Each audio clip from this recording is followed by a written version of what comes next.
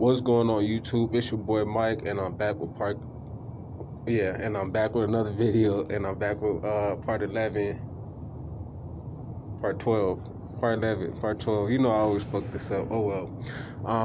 I'll have to write in the title and whatnot, but yeah. So I was talking about the time I was in Cheyenne, and I was getting ready to leave Cheyenne, and because I already noticed everything that was going on there, and so I tried to leave, and then the bus wouldn't come. That shady dude got off the bus or whatnot, and then pretty much I went as far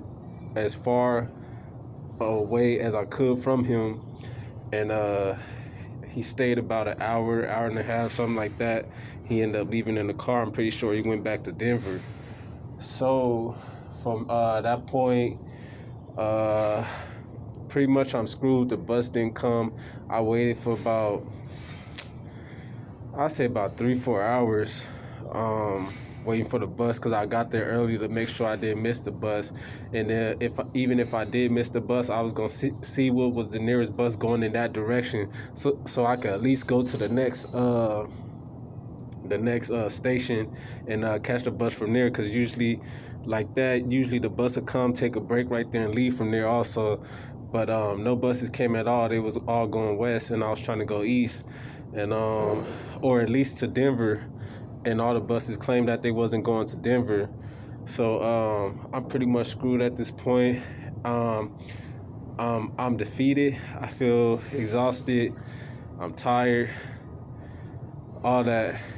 And I gotta walk all the way back in town, because the bus stop is outside on the outskirts of town. So now I gotta walk all the way back into town, all the way back on that side of town where Frontier Park is at. I'm just beat at this point, and I'm just feeling like this can't be my life. But it was, man, and it's a horrible feeling. It was a bad feeling. Just imagine doing so much only to end up at square one again. And it's just like, that's that feeling, like you put so much work in to do something just to end up at square one again. And that's exactly what that felt like. So it was back to the drawing board. I was actually planning on staying in there a whole nother month, because I had wasted about $250-$300 on tickets for a bus that's not even coming. I'm requesting. I had previously requested a refund when I went to Texas, and I never got that refund either. And I remember looking at that, and then Greyhound also sent me a email saying that they couldn't refund me my money because it was only for promotional offers or something like that, or my ticket came with a promotion or something like that, and they don't offer refunds with tickets with promotions on them. So I didn't get my refund for that, so I just wasted $250-$300 on these buses that never showed up.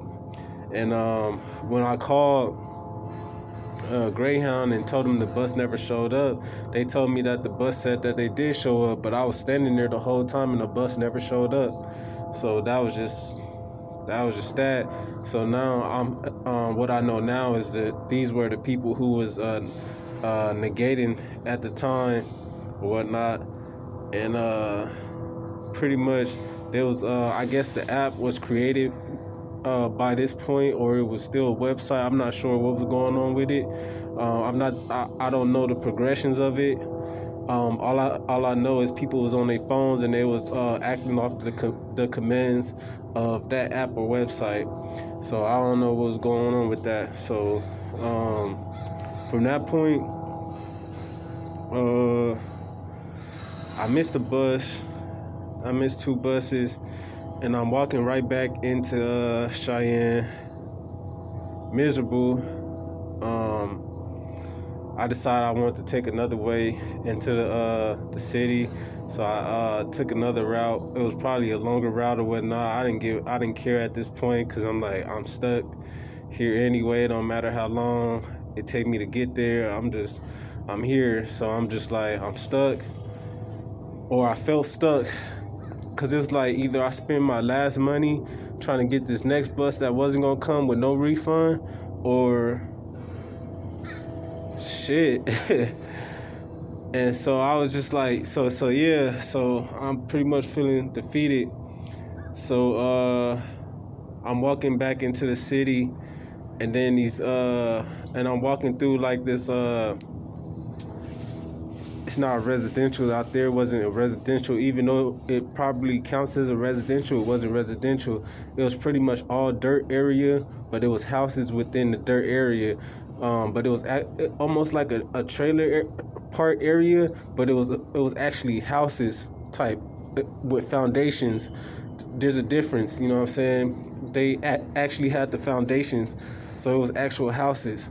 So they I don't know what to call that. I think it's a residential then. So I'm walking through there, and I remember the cars passing by and all that, and the dogs barking and all that. And then these two dudes pull up, and they like, hey, you need a ride somewhere? I'm at this point, I knew not to take any rides from strangers before, because when I was 17, I was working, and I took a ride from a stranger, and he did something shady. He was trying to take me somewhere else. He asked me about going to go smoke with him and his homies and stuff. And so I told him, I was like, nah, I ain't trying to go nowhere else. I just wanted to go home. And I remember he got mad because I didn't want to go with him. And so I reached for the door and tried to get out. And he like, nah. He was like, it's cool. I'll take you home and all this. Like, just tell me what streets and all that. And so I thought that was strange. And he was asking me all these questions, trying to get to know me.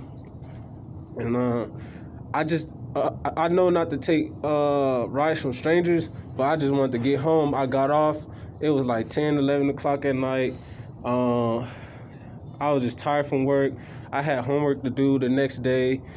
I was like, I just need to get home as soon as possible. That's what I was thinking at the time. I didn't want to wait for the bus to come, because I think the bus came every 30, 40 minutes or something like that. I just didn't want to wait for the bus. So that's why I got in the car when he pulled up.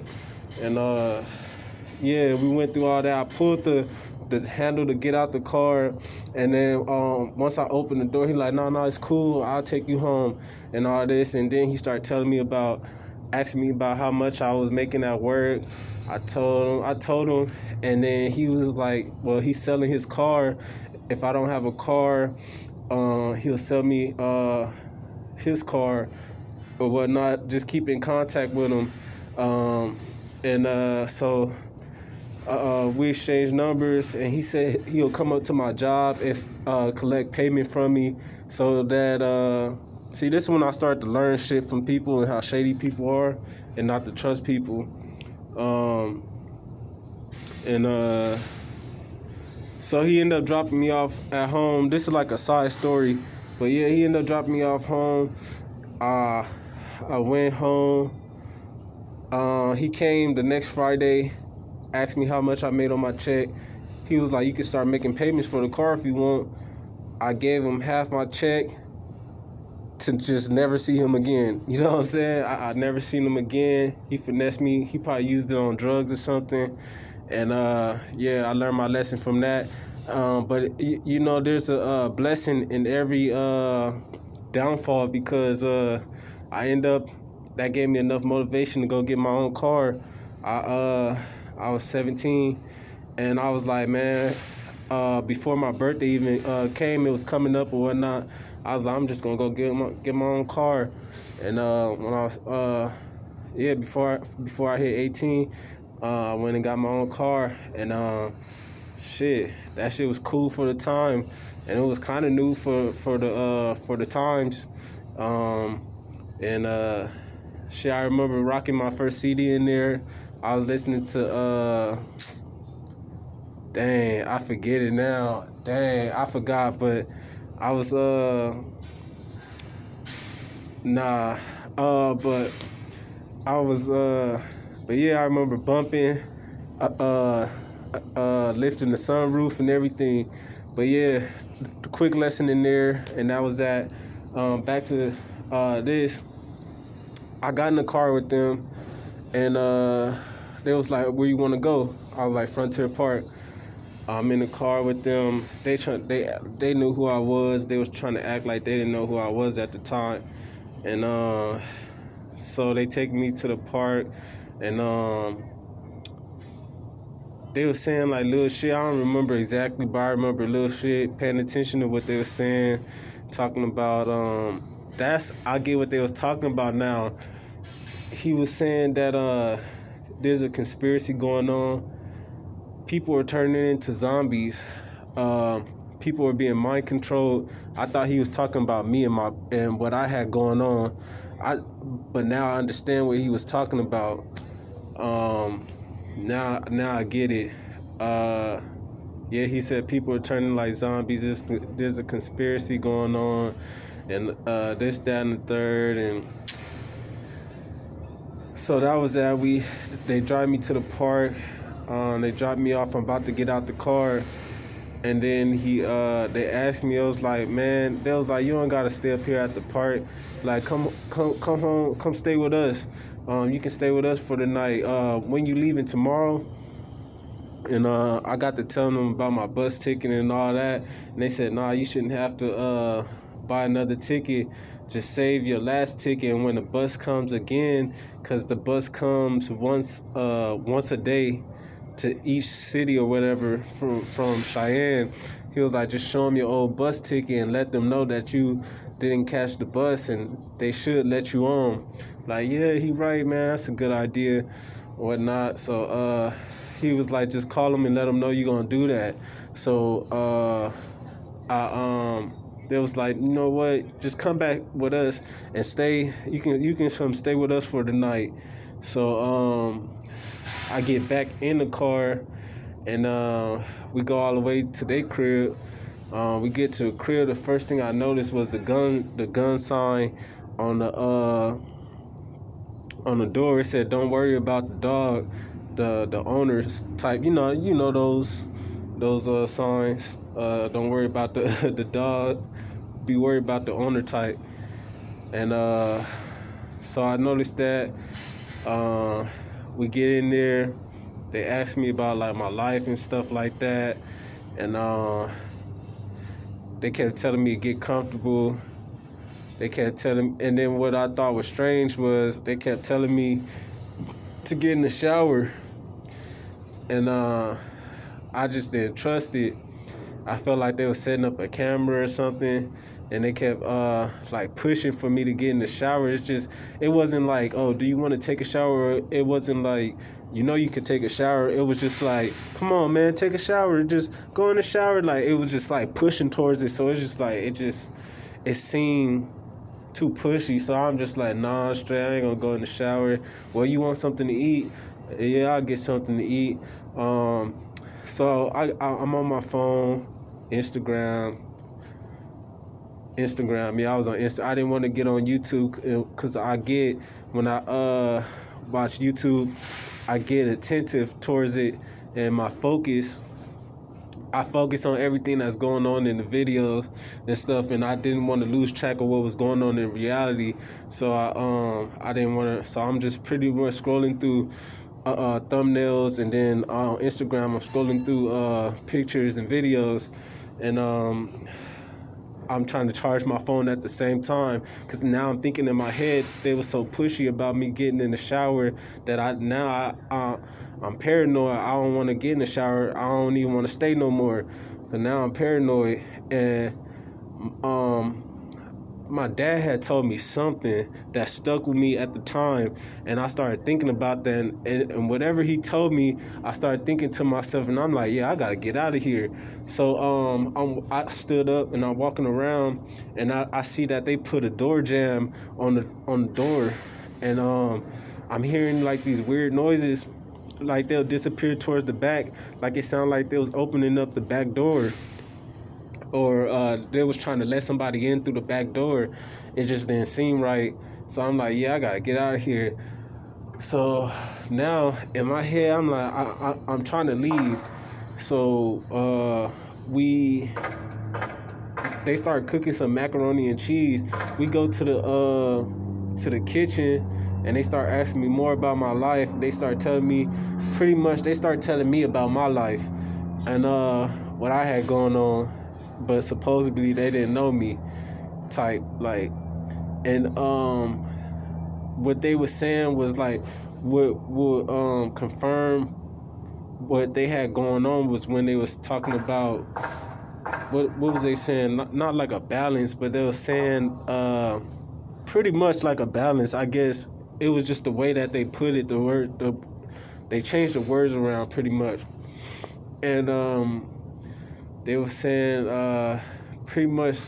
So now I'm understanding that what they was talking about in the car about people being zombies and hypnotized, they was talking about themselves probably. Now that I'm thinking about it, they was talking about themselves. And yeah, and I guess they felt like they had to do a mission or whatever. And yeah, they was like literally hypnotized, I guess.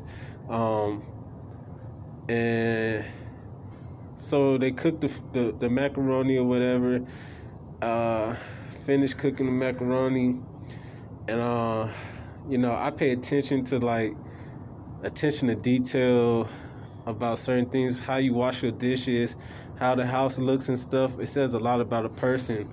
And so just seeing the house like that just showed me that they're unorganized and they don't really care because things was dirty in the house. They're unorganized, things was dirty in the house, so their mind is probably scrambled.